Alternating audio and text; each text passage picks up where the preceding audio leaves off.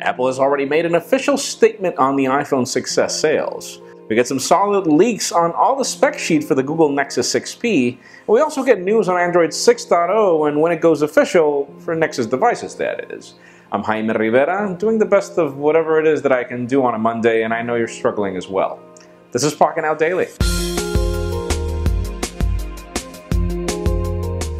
The official news today begin with Fossil. Sort of official, that is. The company has just come clean on its plan for wearables, or at least smart wearables, since the company's been building watches for years. And as it turns out, the company confirms that they will be building a fitness tracker, because that's one thing they're interested in. And another thing is obviously around premium smartwatch. It'll run Android Wear. We already talked about this in the past, but we're just not exactly sure when to get these products. And the price points as well, which is another oscillating factor. Even though tomorrow is supposedly Nexus Day, one of the biggest questions is when your current Nexus device can get Android 6.0 Marshmallow. We had talked about this a couple of days ago. We expected it to happen close to when these devices are announced, but as it turns out, it seems that we will have to wait until October 5th, which is still a good date. But hear me out here, they'll reach AOSP, so it's not like if you're really going to get the over-the-air update immediately. Stay tuned as we should learn more in the next coming days, or hopefully tomorrow.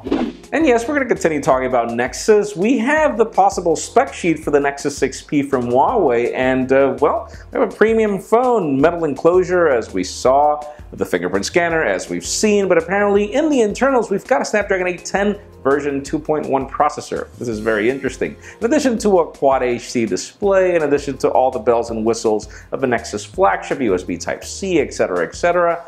And let's just see what the price tag is going to amount to, and we've got more news on that actually.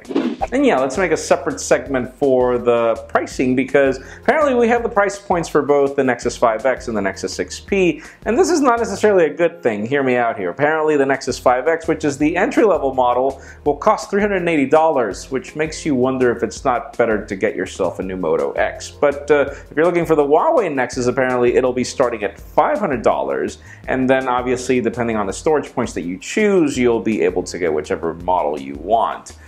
Stay tuned. Tomorrow is definitely going to be a big day, or at least we hope so.